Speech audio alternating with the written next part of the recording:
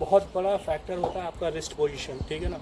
अभी कितना अच्छा जिम कर लो, कितना अच्छा ग्राउंड ट्रेनिंग कर लो, बट अगर आपका रिलीज़ पॉइंट ही, जैसे मैंने पहले भी बोला, जो बॉल के साथ लास्ट कॉन्टैक्ट होता है वो इन दो। ना एक लड़के का क्वेश्चन आया, और जैसे आजकल के टाइम पे लड़के ना बहुत कंफ्यूज रहते हैं इस चीज़ के लिए कि सर जो मेरा फ्रंट फुट है वो कोलैप्स हो जाता है, तो उसकी वजह से क्या मैं फास्ट बॉलर बन पाऊँगा या मैं फास्ट बॉलर नहीं बन पाऊँगा। तो उन लड़कों के लिए मैं बस इतना ही सा बताना चाहता हूँ, जैसे मैंने पहले भी 3 इंपॉर्टेंट फैक्टर बताया था फास्ट बॉलिंग के लिए: velocity of release, height of release and angle of release. जो सबसे इम्पॉर्टेंट फैक्टर होता है ना किसी भी बॉलर के लिए, पेस बॉलर बनने के लिए, उसका velocity of release. Velocity of release means कि उसका जो बैकलेग है वो कितना तेज़ निकल रहा है, ठीक है ना। जैसे मैं एग्जांपल देता हूँ, लाइक शमी एंड स्टेन, ठीक है ना। इन लोगों का भी फ्रंट फुट प्रेस नहीं होता है, बट जो इनका सबसे इम्पॉर्टेंट चीज़ है ना कि इनका नी स्टेबल रहता है। जब इनका नी स्टेबल रहता है ना, तो ये क्या करते हैं कि अपने वेलोसिटी ऑफ रिलीज से बॉल को अच्छा वेट ट्रांसफ़र करते हैं बॉल की तरफ। तो सबसे इम्पोर्टेंट फैक्टर जो आता है इसमें कि आपका वेलोसिटी ऑफ रिलीज कितना अच्छा है। डजेंट मैटर कि आपका फ्रंट फुट प्रेस हो रहा है या नहीं हो रहा है, द इम्पॉर्टेंट थिंग इज़ कि आपका वेलोसिटी ऑफ रिलीज कितना अच्छा है। If you have a good velocity of release then you be a fast bowler. तो इम्पॉर्टेंट थिंग ये है कि आपका वेलोसिटी ऑफ रिलीज कितना अच्छा जा रहा है, कितना अच्छा वेट ट्रांसफ़र हो रहा है आपका बॉल की तरफ। मैटर ये नहीं करता कि आपका फ्रंट फुट प्रेस हो रहा है या नहीं हो रहा है। फ्रंट फुट प्रेस मीन्स कि आपका नी कितना स्टेबल रह रहा है रिलीज़ के टाइम पे, ठीक है ना। इम्पॉर्टेंट थिंग ये है। तो जो ऐसे बहुत से लड़कों का क्वेश्चन आता है कि सर मेरे को वेलोसिटी ऑफ रिलीज़ के बारे में नॉलेज नहीं है, या इसके लिए हमें कुछ ड्रिल बताइए। तो आज जैसे मैं उसी के ऊपर ये वीडियो बना रहा हूँ कि जैसे वेलोसिटी ऑफ रिलीज़ का वर्क क्या है और उसको बॉलिंग में इम्प्लीमेंट कैसे करना है और उसके ड्रिल क्या क्या है, ठीक है ना। तो आज हम उसी पे ड्रिल पे वर्क करेंगे थोड़ा सा, और उसके बाद उसको बॉलिंग में इम्प्लीमेंट करने का ट्राई करेंगे। तो ड्रिल हम जैसे 2-3 ड्रिल जो है नॉर्मल सी ड्रिल है उस पर पहले वर्क करेंगे एंड देन फिर हम अप्लाई करेंगे अपनी बॉलिंग पे। ड्रिल जो है ना, ये ड्रिल सबसे ज़्यादा इफेक्टिव ड्रिल होती है वेलोसिटी ऑफ रिलीज़ के लिए। मैं ना आपसे एक नॉलेज शेयर करना चाहता हूँ, और ये बहुत ही इफेक्टिव नॉलेज है। जैसे कि जब पैट कमिंस का डैमेज हुआ था, तो पैट कमिंस का front foot and back foot, इन दोनों के बीच में जो रिलीज डिफरेंस था दोनों पैरों के बीच का, ये इतना था। बट रिसेंटली जो चेंज हुआ है लास्ट ईयर, ये रिलीज़ आगे आया, ठीक है ना। अब ये जब रिलीज़ आया तो वेलोसिटी आगे आया, वेलोसिटी ऑफ रिलीज़ बहुत बेटर हो गया। तो मेन इंपॉर्टेंट और उसी पे करना है कि अपने रिलीज़ को, अपने पॉइंट को आगे लेकर आना है, ठीक है ना। इसको बोलते हैं वेलोसिटी ऑफ रिलीज़। तो उसको इम्प्रूव करने के लिए सबसे ज़रूरी चीज़, सबसे पहला जो ड्रिल होता है, इससे करेंगे बैंड के साथ में फ्रंट फुट को स्टेबल रखना है और बैक फुट के बीच के डिफरेंस को कम करना है, ठीक है। तो पहले बहुत ही इफेक्टिव ड्रिल है ये।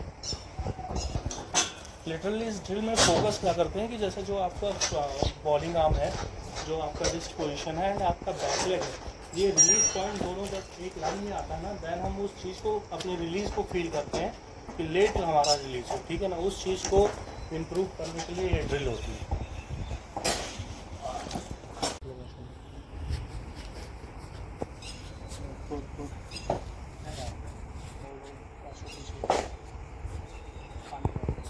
ये जो ड्रिल है ना, ये दूसरी ड्रिल है। इस ड्रिल में फोकस क्या करना है कि आपका जो रिस्ट पोजीशन है ना, वो स्काई की तरफ होना चाहिए, ठीक है ना। जितना अच्छा ये कॉक रहेगा उतना अच्छा आप सरफेस को हिट करोगे। लिटरली क्या होता है, लोगों का ऐसे रहता है, बट जब आप अपना रिस्ट पोजीशन यहाँ पे होल्ड करके यहाँ से आगे की तरफ आते हो तो सरफेस अच्छा हिट होता है। उसी चीज़ पे वर्क करना। जैसे पाव अभी पहले ही नीचे आ रहा है, इसको थोड़ा सा और कॉक करके इस फेस को स्काई की तरफ करना, ठीक है ना।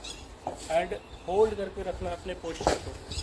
पोस्चर जितना होल्ड रहेगा, जितना आप अपना कोर का पावर, ट्रंक का पावर एंड चेस्ट एंड फिर वेलोसिटी ऑफ रिलीज जितना अच्छा यूज करोगे उतना अच्छा पेस गेन करोगे, ठीक है ना। जैसे मैंने पहले भी बोला, जो 80% पेस होता है ना, वो लोअर बॉडी से आता है, 20% पेस अपर बॉडी। तो इम्पॉर्टेंट थिंग ये है कि कितना आप स्टेबल रह रहे हो जब आप रिलीज़ करने जा रहे हो बॉल को। बहुत बड़ा फैक्टर होता है आपका रिस्ट पोजीशन, ठीक है ना।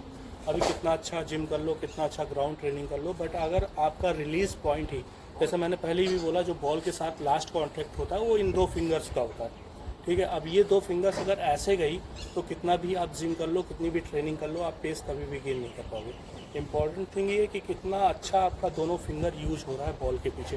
तो उस चीज़ के लिए सबसे अच्छी ड्रिल है, ठीक है ना। जहाँ पे ये फोकस करना है कि आपका पाम स्काई की तरफ है, ठीक है ना। जितना अच्छा कॉक रहेगा रिस्ट आपका, उतना अच्छा सरफेस हिट होगा ये।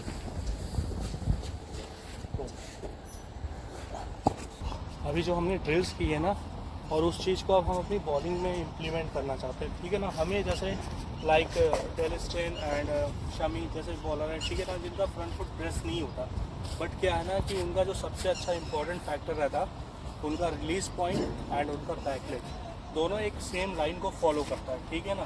तो क्या होता है कि उन्हें एक एक्स्ट्रा पेस मिलता है, अपने फिनिश को अच्छा मिलता है। इंपॉर्टेंट थिंग ये है कि आपका वेलोसिटी ऑफ रिलीज सबसे ज़्यादा इन्वॉल्व होना चाहिए उसमें। आपका जो रिस्ट है एंड आपका बैक लेग है वो एक अलाइनमेंट में, देन जितना भी फोर्स लगा सकते हो अपने रिलीज में लगाना है, ठीक है ना। उस चीज़ पे वर्क करना है, जो ड्रिल किया उसी को इम्प्लीमेंट करना है कि आपका रिस्ट आपके राइट जो बॉलिंग तो है उससे आगे आए और उसके लाइन में आपका बैक लेग है, ठीक है ना।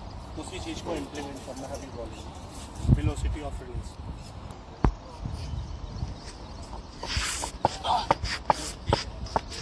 तो अभी जो फील करना है, अभी फील क्या करना है कि अपने रिस्ट को और अपने बैक लेग को, रिस्ट एंड बैक लेग दोनों जितना एक लाइन में आएगा ना, जितना रेट छूटेगा उतना अच्छा पेस कैरी करेगा, ठीक है ना, बॉलिंग में। इसी को बोलते हैं वेलोसिटी ऑफ रिलीज, ठीक है। ये जितना अच्छा आएगा आपका बैक लेग, जितना अच्छा स्ट्रेच होके आएगा उतना अच्छा आपका रिस्ट पोजीशन सीखना चलेगा, ठीक है ना।